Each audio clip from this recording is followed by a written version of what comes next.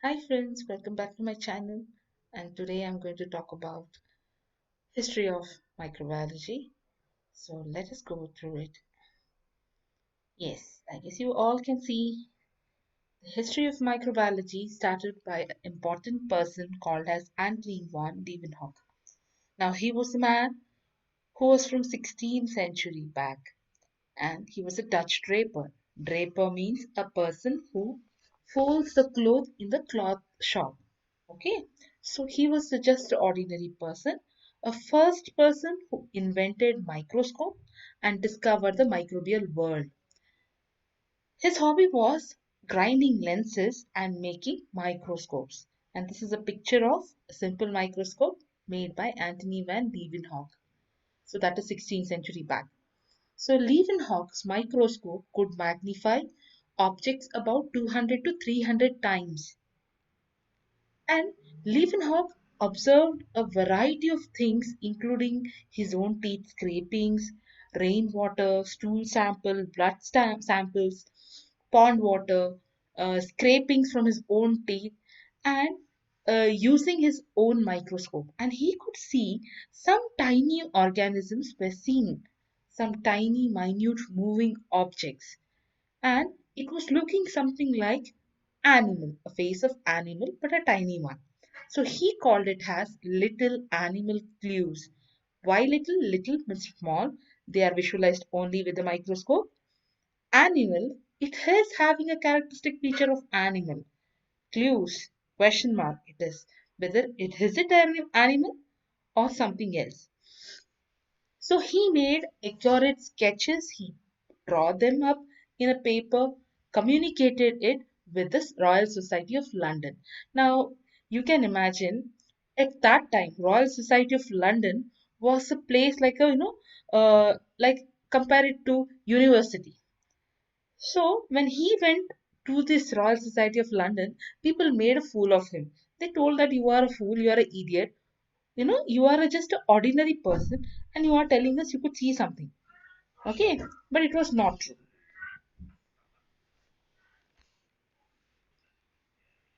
So he's the next person is the theory of spontaneous generation, abiogenesis. That is, after the microbial discovery of Leeuwenhoek, scientists began investigations about the origin of microbes. Now, as organic matter decomposes quickly outside the living body, it was thought that even microorganisms were arising very immediately, spontaneously, or through the spontaneous generation. So there was a person called as John Needham in 1749, an Irish priest observed that the appearance of microorganism in the putrefying meat, okay, and interpreted that it is due to spontaneous generation. He had just kept the meat outside and he could see some growth of organisms were there. The meat was contaminated after some time. So he told spontaneously something erupted out.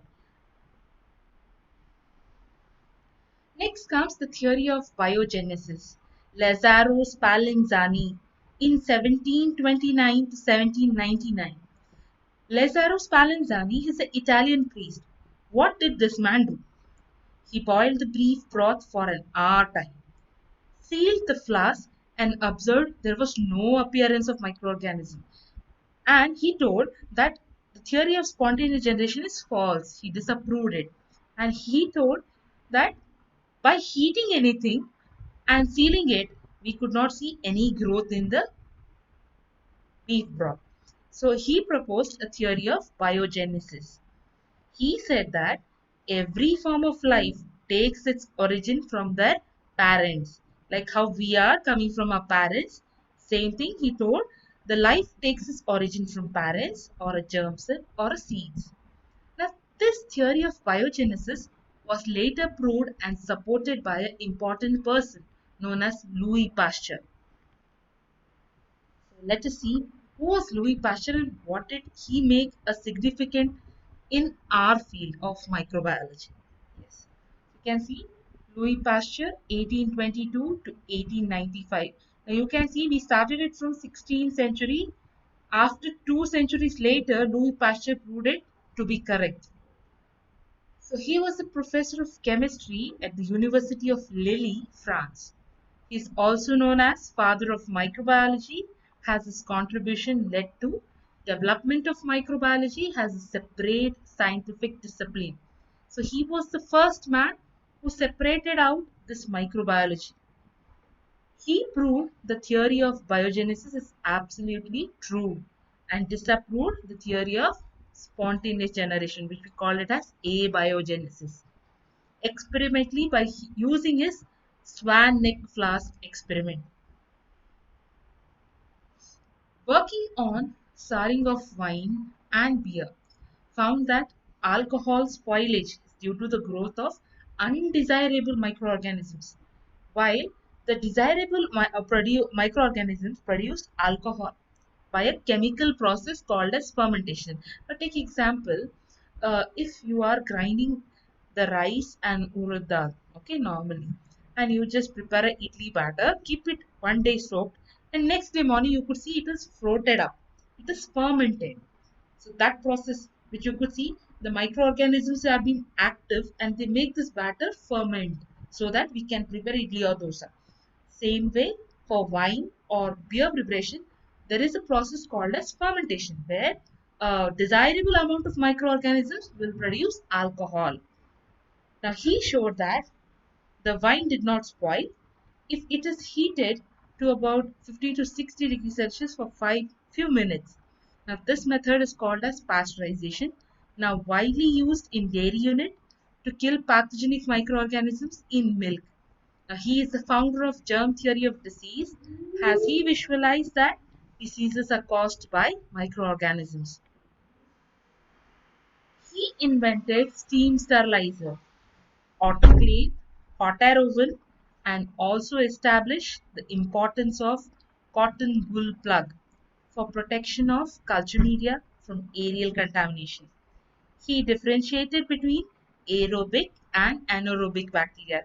So he was the first person who coined that term, anaerobic bacteria, which is growing in carbon dioxide, not in oxygen. And he gave the term anaerobic to refer the organism that do not require oxygen for growth. Now, working on febrile, a silkworm disease caused by a protozoan, showed that the infection can be controlled by choosing worms free from parasite for breeding. Now, he was the person who developed the process of attenuation, live vaccines, attenuation during his work on chicken cholera in fowls or chicken. Now, he found old cultures would not kill the animals as in the fresh culture did. This attenuation is now used in protective vaccination against diseases. Pasteur showed that anthrax disease in the cattle and sheep is caused by a bacterium. He cultivated anthrax organism in sterile yeast water and showed that these cultures can produce disease when inoculated in a healthy animal. He developed a live attenuated anthrax vaccine first by inoculation of 40 to 42 degrees Celsius, which protected animals against anthrax. Pasteur developed a vaccine against rabies, which made a greatest impact in medicine. So, first ever known rabies vaccine was developed by Pasteur using the drying piece of the spinal cord of rabbit. Now, in 1888, Pasteur Institute was established for mass anti-rabic treatment. Pasteur gave the term vaccine, vacca means cow in Greek, now in honor of Jenner's cowpox vaccine, to the various materials used to induce active immunity. The next important person to be remembered is Robert Koch, also known as father of bacteriology. He was a German country doctor who later became a professor of hygiene and director of Institute of Infective Diseases at Berlin. He perfected many bacteriological techniques and is known as father of practical bacteriology. You could see he discovered rod-shaped organisms, which we refer to as bacilli now, in blood of animals that died of anthrax. He experimentally obtained anthrax organism. He was able to cultivate that organism in a pure culture, and he could see when he injected that pure cultured organism into some healthy animal, he could produce the same disease. He found that there are certain conditions the anthrax bacilli form spores which can survive on earth for years time. Now he passed anthrax bacilli from the blood of an infected animal from one mouse to another through the generations, through 20 generations, and found that they bred true, and he worked out its life history. He introduced staining techniques by preparing dried bacterial film, which we call it as smear, on a glass slide and stain them using different aniline dyes, and which could produce a better focus or better contrast under microscope. He discovered tubercle bacilli, which we call it as Mycobacterium tuberculosis, which causes tuberculosis or TB, which is also popularly called as Koch bacillus. He discovered Vibrio cholerae, the causative agent of cholera. He developed pure culture techniques. Yes. Now, he was the man who told or who developed solid media. Now, I am sure as we proceed up with the different parts of cultivating, culturing the microorganism, we will have a topic called as solid media also. Now, how this solid media was prepared? There goes a story. Robert Koch had a student called as Frau Hesse. Okay, now Frau Hesse, okay, she was the wife of Koch student. Now, what did this lady do? The Koch student's wife, she could, she told Koch that this agar agar, which is nothing but a seed weed, dried seaweeds, she told that it had no nutritive value and it solidified, it hardens up at about 45 degrees Celsius and melts at 90 degrees Celsius, and was found to be the most suitable solidifying agent in preparation of culture media, where we wanted to cultivate the organism at about 45 degrees Celsius and melt the organism at about 90 degrees Celsius. Now, Koch isolated the bacteria in pure culture on these solid media, and it became a revolution that time, at about 18th to 19th century back. Next, he discovered old tuberculin, which we now refer to as Mantoux test. Now, Koch noted that the tubercle bacilli or its protein extract was injected into a guinea pig already infected with the bacillus. An exaggerated reaction took place and the reaction remained localized. Now, this is popularly known as Koch phenomena and it is referred to demonstrate the cell mediated immunity. Okay, and this tuberculin test was very useful in treating people with tuberculosis. Koch did a series of experiments to fulfill the criteria laid by his teacher Henle. Establish the causative role between a particular microorganism and a particular disease. Now, they are popularly known as Koch postulates, Henle-Koch postulates. You can go through them. Henle's Koch postulates. First important point. A specific organism should be found constantly in association with the disease. Second point, the organism should be isolated and grown in the pure culture in the laboratory. You can see the picture here. First picture tells you the pathogen must be present in the disease site. Yes, the organism should be constantly associated with that person in a disease. Second thing, when you grow, you are able to grow them in a pure culture. So isolation in pure culture should be possible. The pure culture, when inoculated into a healthy animal, should produce the symptoms or lesions of the same disease, which disease was seen in the first animal. Now, from the inoculated animal, the microorganism should be re-isolated in the pure culture. The fifth additional point was specific antibodies to the causative organism should be demonstrated in the patient's serum. Here, when after the pure culture has been isolated, yes, we inoculate in a healthy animal, and you could see the healthy animal will also produce the same disease. And yes, after producing same disease from this unhealthy animal, I am able to get the same microorganism which was present here. Yeah. The next important person is Joseph Lister, 1827 to 1912. Now he is popularly known as father of antiseptic surgery. He was a professor of surgery at the University of Glasgow and Edinburgh, and later he was present at King's College, London. Now what does this man do, Joseph Lister? See his picture here. Yes, he was deeply interested in prevention of post-operative sepsis. Okay, during that century back, 18th to 19th century, there were no that very facilities available. No antiseptics were used. So when they used to drape around or after surgery, okay, when the wound was at the stage of healing, he could see there were more microorganisms which were occurring inside, attacking the wound, causing the secondary infection, or you could say post operative sepsis.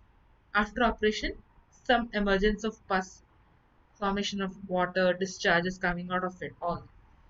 So he was attracted by Pasteur's germ theory of disease and concluded that sepsis or wound infection may be due to the microbial growth derived from the atmosphere. He successfully prevented post-operative sepsis by introducing antiseptic technique. Now, he chose carbolic acid, phenol, and nowadays the carbolic acid is purely present in lifebuoy soap and used as spray on the wound or during the surgery. Now he applied the dressing soaked in the carbolic acid on the wound. Now what he could see after that, as a result, there was a marked reduction. There was very much, cut down of all the microorganisms of the post-operative sepsis, wound and inflammation and suppression. It saved millions of lives from the jaws of the dead due to the wound infection. So Lister's antiseptic surgery later led to the development of aseptic surgery. Now he suffered many of the criticisms but never lost courage and followed his own ideas and revolutionized the science of surgery by introducing antiseptic system in 1867. The next most important person, I'm sure, has a school student who must have come across him, Alexander Fleming, who introduced us with the antibiotic called as penicillin. So 1881 to 1955, he was an English scientist who worked at St. Mary's Hospital in London. Fleming was associated with two major discoveries, lysozyme and penicillin. In 1922, he discovered lysozyme by demonstrating that nasal secretions, the secretions coming out of the nose, has the power of dissolving or breaking down or killing the bacteria. Subsequently, he showed that these lysozymes were also present in many of the tissues of the body. In 1929, Fleming made an accidental discovery that the fungus Penicillium notatum produced an antibacterial substance which he called it as penicillin. Now Fleming was culturing one bacteria at that time. that was Staphylococci, in a petri dish, and some of his cultures got contaminated with the fungus or mold. Subsequently, he identified it as Penicillium notatum, and where that fungus was grown, around that fungus colony, he could see the Staphylococci was not growing, it had disappeared. So Fleming attributed his production of antibacterial substance by this fungus or mold. Now Fleming cultured the fungus Penicillium notatum in the broth culture, filtered the fungal mat, and obtained the penicillin, which is soluble form in a cultural filtrate. Now, in 1940, Howard Farley and Ernest Chain demonstrated its antibacterial action in vivo, that is inside the body. They could see this penicillin was working wonder. So, working in United States, they were able to produce large quantities of penicillin in the pure form. So, in 1945, Fleming, Farley, and Chain shared the Nobel Prize in Physiology and Medicine for discovery of penicillin. The next person is Edward Jenner, 1749 to 1823.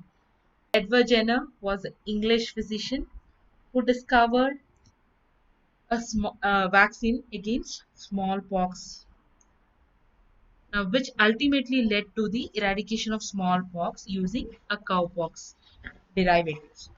So Jenner observed that dairy workers or the milk ladies, milkmaid ladies who used to take milk from the cow were not prone to the smallpox virus. Okay, so and they were suffering from other infections.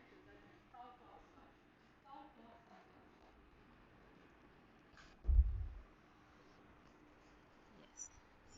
So he proved experimentally that the resistance to the smallpox can be induced by injecting cowpox material from the diseased pustules into the man.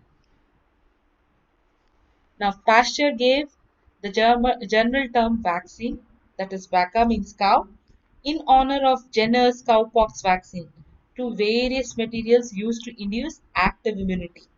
So, Edward Jenner published his finding in 1798 in a pamphlet stating that an inquiry into the cause and effect of variola vaccine, that is nothing but cowpox vaccine. The next important person, yes, Paul Ehrlich from 1854 to 1915. He was the German bacteriologist who pioneered the technique of chemotherapy in medicine. At current stage also we are using chemotherapy to treat people with deadly diseases. Now, from his discovery, he told that there were certain organisms and there were certain chemicals, you know, certain selective chemicals would kill, the major cause of the disease itself. Like from the tissue itself, they could eradicate the organism and could heal the patient much better. So this led him to produce aspiramine, that is the arsenic compound, the first synthetic drug which destroyed the syphilis microbe in the body. So that's it with today's class. And yeah, please do subscribe my channel to more updates on microbiology. Thank you.